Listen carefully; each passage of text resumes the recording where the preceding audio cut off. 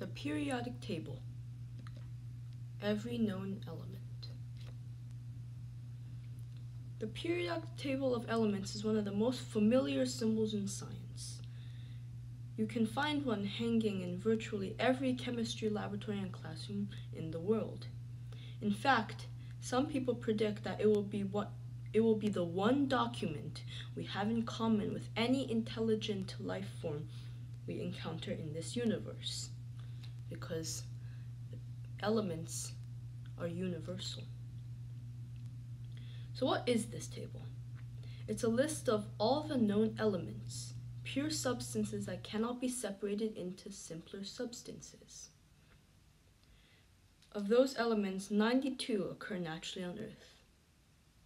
In their pure or mixed forms, they make up all known substances, human-made as well as naturally occurring. But the periodic table is much more than a simple list. It's also a powerful tool for understanding the elements. The term periodic means a repeating pattern, and the periodic table arranges the elements according to a repeating pattern of shared chemical properties. As a result, chemistry students and working scientists do not have to memorize the properties of every known element. Instead, they could look at the periodic table and quickly see what family a given element belongs.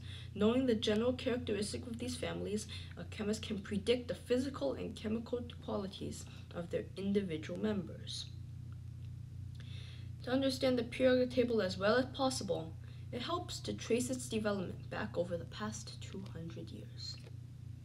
History of the periodic table. The 1800s were an exciting time in chemistry, as more and more elements were being discovered every year. As each element was being discovered, its properties were noted. Does it react with water? Does it conduct electricity? Is it shiny, dull, hard, or crumbly? And so on. By this time, chemists had also figured out ways to figure out the atomic masses of different elements. That is, chemists were able to devise methods to calculate how much elements weighed in comparison to each other. As understanding of the elements grew, it became clear that many shared similar traits. Chemists began trying to organize the growing list of elements in a meaningful way. One of the first to notice a repeating pattern to the elements was the English chemist John Newlands. In 1864, Newlands drew up a list of the known elements in order of increasing atomic mass. He then noted that each element showed properties similar to the element 8 spaces ahead of it, as well as 8 spaces behind it. Newlands called this phenomenon the law of octaves, but it was not well received. In fact, at a meeting in the Chemical Society of London in 1866, chemists mocked Newlands, asking whether he had tried listing the elements in alphabetical order, because surely any list would have some kind of coincidental pattern. But his critics were wrong. He had stumbled onto something very important. Then 3 years later, in 1869, Dmitry Mendeleev completed the first of several successful periodic tables. Like Newlands, he organized the known elements by ascending atomic mass in horizontal rows. But he did so from left to right, in horizontal rows. Most important, he put elements with similar properties in the same columns. So he began a new row each time he found an element that shared the qualities of one before it. As a result, each vertical column contained elements with the same number of valence electrons, and therefore with similar chemical properties. Valence electrons are the outer electrons that are used in chemical reactions, the ones that get involved. So the chemical properties depend on the valence electrons. For example, all the elements in the periodic table's first column, hydrogen, lithium, sodium, potassium, rubidium, cesium, francium, react strongly with water. Even more interesting, water's reaction with each of these elements grows stronger as one moves down the column from hydrogen, growing explosive by the time one reaches sodium. Each of Mendeleev's columns became known as a family. So confident Mendeleev was, he even left spaces for to-be-discovered elements he thought would fit in that spot, even predicting their properties. The following years proved him right repeatedly as each of the predicted elements was discovered. The discovery of those three elements, gallium, scandium, and germanium, not only gained acceptance for his table, but it also was a vindication for Newlands. It confirmed that certain physical and chemical properties of elements reoccur every eighth element. We now understand this to be a result of valence, the number of electrons an atom has available for chemical reactions.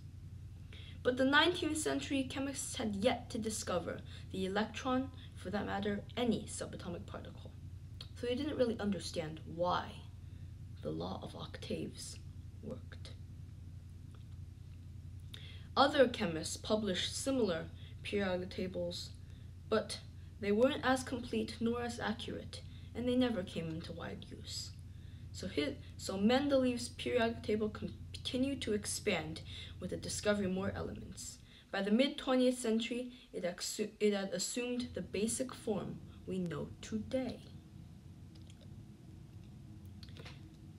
Now, the periodic table of elements are organized into families. So first, we should talk about metals, nonmetals, and metalloids. What does it mean to be metal? Metals, first, conduct electricity and heat well. Their electrical conductivity is directly related to their atomic structure. First, they hold their outer electrons rather loosely, so the electrons can readily break free to take part in the electron flow. So they hold it loosely, so the electron flow of electricity they can take part in. The metals with the most loosely held electrons are the best electrical conductors. The willingness to let go of electrons varies in predictable ways from metal to metal as one moves across and up the periodic table. Generally, metals to the left of the table give up their electrons most easily, with the tendency to hang on electrons growing stronger as one moves right across the table. Similarly, metals at the bottom of the table give up their electrons more easily than metals do at higher rows or periods. So one can predict quite correctly that gold, silver, and copper conduct electricity better than does aluminum, which lies above and to the right of them on the periodic table. The best electrical conductors are also excellent conductors of heat, which is likewise thought to result from the flow of mobile electrons. And another familiar characteristic of metals is that they have a metallic luster, which is the tendency to shine with a pale reflected light. Here again, the quality can actually be explained by electron structure.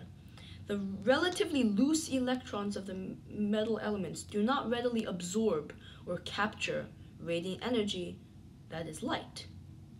So when light strikes a polished metal surface, all of its wavelengths are reflected with little or no alternation in color. Gold, copper, and iron are among the few colored metals. Metals also have a quality that they are ductile, able to be drawn into long, thin strands, and malleable, able to be hammered or pressed into various shapes. These qualities also trace to the atomic level, where many metals are found to have a simple crystal structure. This simple arrangement allows layers of metal atoms to slip past each other easily, so relatively little force is needed to change a metallic object's shape without shattering it. Like the other physical traits and properties of metals, ductility and malleability vary from element to element. Gold is the most ductile and malleable metal, able to be hammered into sheets so thin that light can pass through them. Chromium is among the least malleable, shattering beneath any hammer. Due to their crystalline structure, virtually all metals are solid at room temperature. The only exception is mercury, or liquid silver. It's not actually silver, but it's called liquid silver, which melts at well below the freezing point of water, -38 degrees Fahrenheit or -39 degrees Celsius. Tungsten has the highest melting point, more than 6,000 degrees Fahrenheit or 3,300 degrees Celsius. And now we get to the nonmetals. The nonmetals are gathered across the upper right corner of the periodic table. Although there are relatively few nonmetals, they make up the bulk of Earth's crust, nearly half of which consists of oxygen in the form of silicon dioxide. The nonmetals also make up life's most vital components. In addition to oxygen, which we breathe, there is carbon, the backbone of all organic molecules, and so of all living things. The unique element hydrogen also fits in among the nonmetals, but for convenience it is placed on the periodic table. Its place on the periodic table is above the metals, which traits it equally shares. So hydrogen has traits of metals, though it is a nonmetal. A family resemblance among the nonmetals is not so immediately apparent of that at the metals. At room temperature, most nonmetals are gases. One is a liquid, which is bromine, and the rest are brittle solids of varying colors. As a group, they are poor conductors of electricity and heat. In contrast to the loose electrons of metals, the outer electrons in non-metal materials tend to be firmly locked in molecular bonds. That is, the electrons of each atom quickly pair with electrons from neighboring atoms to form tightly bonded molecules. As a result, there are no loosely held electrons available for conducting electricity or heat. And also, with its fixed electrons, it doesn't re-emit light waves so readily. So most nonmetals alter the color of light. Sulfur is yellow, for example, because its electrons reflect only that wavelength. Carbon in the form of graphite is black because it absorbs all wavelengths of light and re-emits none. Tight fixed bonds also account for the property that it is not ductile or malleable. The molecules of nonmetal solids cannot easily slip past each other and thus crumble. They are so firmly stuck together that great force is needed to displace them. This is the case of diamond, a form of carbon and one of the hardest materials on Earth. And as with the metals, the tendency for a given nonmetal to hold on to its electrons generally increases as one moves from left to right across the periodic table. As you might expect, from their position on the far right of the table, all nonmetals have a strong electron pull. So instead of giving them away, they take electrons, or high electronegativity. In fact, when nonmetal and metal elements react with each other, the nonmetal tends to end up with one or more of the metal atom's electrons. This tendency to steal electrons ends with the last or far right column of nonmetals. The atoms of these noble gases hold on to their own electrons greedily, but show no interest in taking the electrons of other atoms. We will discuss the noble gases later. And now, metalloids. These are like the halfway elements. As we've seen, various qualities of the elements change gradually. But there is no black and white division. There is more like a gray area in the middle. This gray area consists of 9 elements: boron, silicon, germanium, selenium, arsenic, antimony, tellurium, polonium, and astatine. Silicon is the most abundant, making up more than a quarter of Earth's crust by weight. These are the metalloids that can be described as being both metal and non-metal at once. In fact, the strange nature of these metalloids can be thanked for the microelectronics revolution that gave us personal computers. Metalloids are semiconductors. Mediocre conductors in their pure form, but able to maintain a flow of electricity when a few extra electrons are donated for the purpose. Scientists created the first semiconductors in the 1950s using the metalloids silicon or germanium, in which they added small amounts of two other metalloids, arsenic and antimony. When added to a crystal germanium silicon, a few atoms of arsenic or antimony contribute the extra electrons needed to create a controlled electron flow. In this way, scientists created semiconducting integrated circuits that allowed them to miniaturize all manners of electronic devices. These three groups, metals, nonmetals, and metalloids, comprise the major division of the periodic table. And now, the element families. Individual families.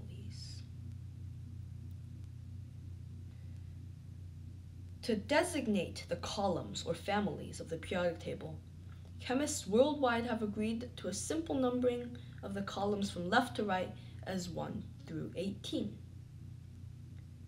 And the alkali metals. The first family of the periodic table are the alkali metals. They make up the first column on the left below hydrogen, because hydrogen is not included. So from top to bottom, the alkali metals are lithium, sodium, potassium, rubidium, cesium, and francium. Alkali metals are best known for reacting strongly, even violently, with water to form strong bases or alkalis, substances that produce negatively charged hydroxyl hydroxide ions. Alkali metals are reactive or quick to combine with other elements because they can easily give up their loose electrons, especially to the electron-greedy nonmetals on the opposite side of the periodic table. So as a result, since they are so reactive, alkali metals virtually never occur in pure form, but generally combine into water-soluble minerals such as sodium chloride, which is common table salt, and potassium chloride, which is a salt alternative. All alkali metals clearly demonstrate the classic properties associated with metals: silver-like luster and high conductivity, ductility, and malleability. Sodium is an alkali metal. And now the alkaline earth metals. Occupying column 2 is the alkaline earth metal family: beryllium, magnesium, calcium, strontium, barium, and the radioactive element radium. They too form strong bases or alkaline solutions. And next is the transition metals. Columns 3 to 12 are generally lumped together in a broad group called the transition metals.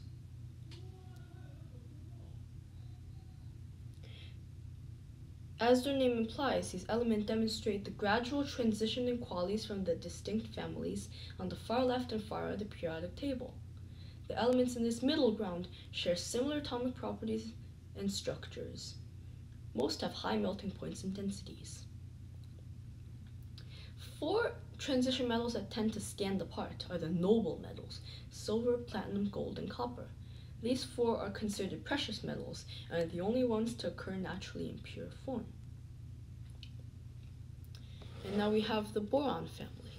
Gallium is in the boron family. Gallium is an interesting metal, is that its melting temperature isn't very high, so it will be solid sitting on the table, but if you put it on your hand, it will melt. To be specific, its melting point is 85.6 degrees Fahrenheit, or 29.78 degrees Celsius.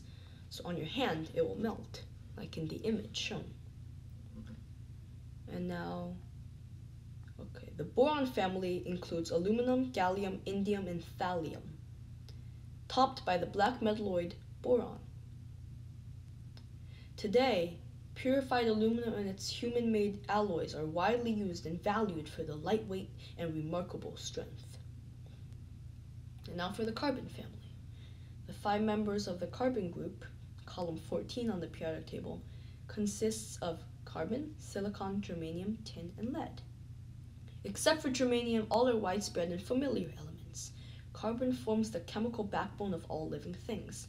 Silicon is second only to oxygen as most abundant element in Earth's crust. We know it best for the form of sand or silica, which is silicon dioxide. And now for the nitrogen family. It is in column 15. Consists of 2 nonmetals, nitrogen and phosphorus, 2 metalloids, arsenic and antimony, and 1 metal, bismuth. These elements have a greater tendency to steal from metals with looser electrons. This broad reactivity gives the elements of the nitrogen group a great importance in chemical reactions in life. This is especially true in nitrogen and phosphorus, which are needed in large amounts by both plants and animals.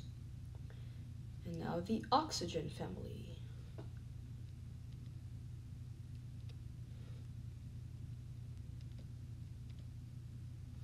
The oxygen family. Column 16 is oxygen, sulfur, selenium, tellurium, and polonium. Since they are further to the right, they are much more reactive than the nitrogen family. They exert a strong pull on the more loosely held electron of all the elements to the left. Strong pull on the more loosely held electrons of all the elements to the left of them. But they also readily share their own electrons. They share their electrons, but they don't give them up entirely, so they kind of form positive ions. This family's strong electron pull, or electronegativity, is greatest for its first element, oxygen, which is second only to the element fluorine for electron greed. And now the halogens. The halogen family in column 17 consists of the nonmetals fluorine, chlorine, bromine, and iodine, and the exceedingly rare astatine.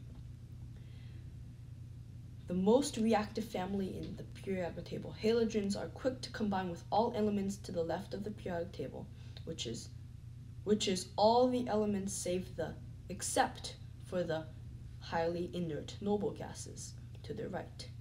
In fact, halogens are so reactive that they are never found in pure form in nature. When metals react with halogens, they form the compounds known as salts. The most familiar is sodium chloride.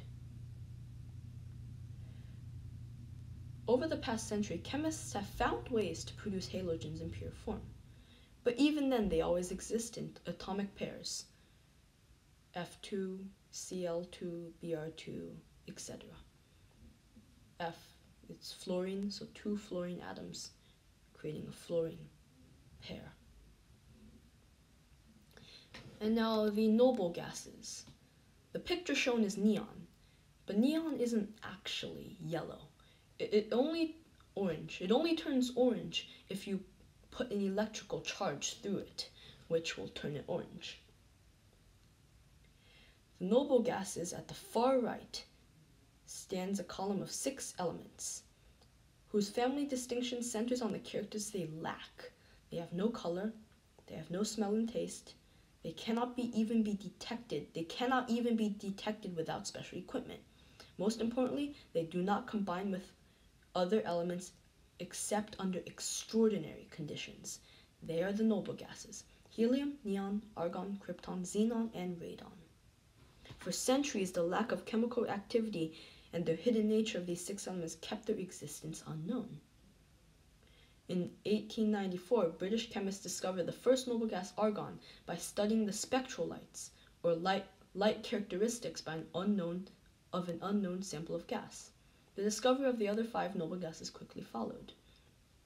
Up until 1962, the noble gases were thought to be completely inert, that is, unable to form molecules with other elements.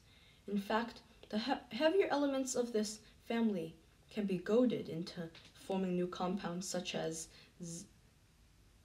XeO3, which is 1 xenon atom and 3 oxygen atoms in the laboratory. But in general, the noble gases do not even combine with themselves, existing in solitary atoms. You can explain this inertness by the fact that they don't have valence electrons, because a group of 8 valence electrons is the most stable electron configuration for an atom.